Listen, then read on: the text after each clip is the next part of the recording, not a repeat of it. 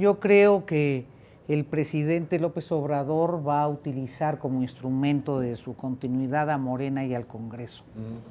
No me parece que el eje de su influencia se vaya a reflejar primordialmente en el gabinete. Administrar el gabinete es uno de los instrumentos que tiene Claudia Sheinbaum para decir, yo también estoy acá. Segundo, es un mensaje que tiene referentes de fuera y de dentro. Es decir, es mandar un mensaje a los mercados, aquí hay capacidad, hay experiencia, que tiene un mensaje importante, porque hoy en día el gabinete presidencial está muy desdibujado. Déjenme decirlo, empequeñecido. Si conversamos en las mesas, muy probablemente no podríamos recuperar los nombres de quienes ocupan los gabinetes. Es la primera, yo lo he dicho muchas veces, la primera vez que me pasa como periodista que a veces no me acuerdo de los nombres de los funcionarios públicos. Y de algunos gobernadores, ¿eh? Claro. Porque es tal la centralidad. La centralidad del presidente ha empequeñecido el gabinete. Entonces, tener un gabinete con personas con un reconocimiento y trayectoria propia es significativo. Hay algunas de las designaciones, voy a mencionar 3 que resalto en términos, por ejemplo, Juan Ramón de la Fuente. No porque no tenga las capacidades y las cartas credenciales, pero uno dice, entonces, ¿quién va a quedar en gobernación? Esa designación va a poner la impronta política, así como Hacienda con Ramírez de la O mandó el mensaje de tranquilidad. En términos económicos, gobernación será la impronta política y queda la duda si será entonces alguien dialogante o alguien más del sector duro. Y también queda la duda en términos de seguridad. ¿Qué va a pasar con el gabinete de seguridad? Segundo, no es una propuesta que conforme un sector del gabinete. No es el económico, no es es un poco de todo. Y la inclusión de Rosaura, es decir, es gente muy cercana a mí, pero es el pago a la comunidad científica para que vean que yo sí soy otra cosa. Quienes creyeron en mí, aquí está un poco la oferta para decir, reconozco. Hay un puente. Y probablemente la designación más controvertida es la de Ernestina Godoy. Ernestina Godoy estuvo muy involucrada en un proceso de espionaje ilegal a la oposición y a integrantes destacados de Morena, como Ricardo Monreal o Higinio Martínez, senadores de la República, donde se generó esta discusión y ella estuvo en el centro de esa controversia que le llevó a no ser ratificada como fiscal.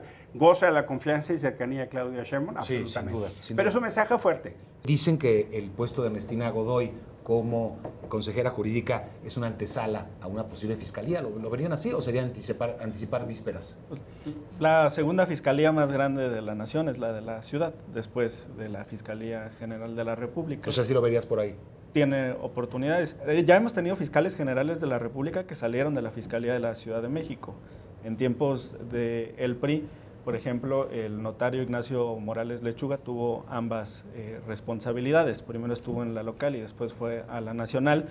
Hay muchos de los equipos, digamos, en direcciones generales y en unidades de las fiscalías que fluctúan entre la general y las estatales con mucha frecuencia. Mira, yo subrayo que Claudia Sheinbaum esté mandando el mensaje de tratar de generar confianza y estabilidad. Sí hay una tensión, porque pareciera que lo que ella teje en la tarde, el presidente lo desteje en la mañana, ¿no? En términos de la tensión con los mercados y la relación. Esta primera designación, este primer paquete, sí logró mandar un mensaje de estabilidad. Hubo una reacción incluso del superpeso nuevamente de la recuperación, ¿no? Ese fenómeno yo lo saludo, porque si la posición de Claudia Sheinbaum sería irse al extremo, López Obrador, entonces estaríamos en un problema de transición muy complicado. Yo estaría en la idea de que todas las secretarías son relevantes. A mí, por estar ligada al movimiento campesino, me gustó el nombramiento del doctor Verdeguer. Muchos no lo conocen directamente. Fue una sorpresa. Él sí. Sí, o sea, fue una sorpresa para quien no está muy directamente involucrado en el sector agropecuario. Yo tengo el gusto de haberlo conocido hace muchos años. Él es un experto que en esa calidad se involucró en la FAO En el reconocimiento de la FAO lo nombraron director regional para América Latina, y eso lo llevó a conocer de cerca la problemática de México. Estuvo en esa función recientemente, es un conocedor de la agronomía y de la genética en el mundo agrícola, lo cual es importante para nuestro país.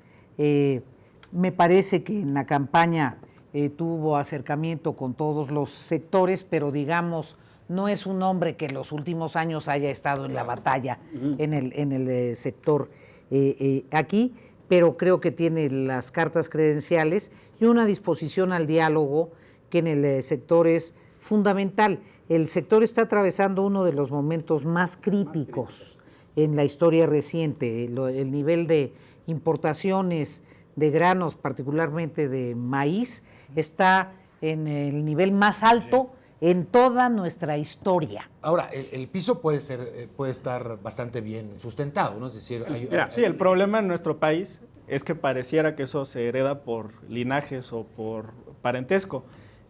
Hay más de 900 servidores públicos del Poder Judicial Federal que tienen algún grado de parentesco con jueces y con magistrados.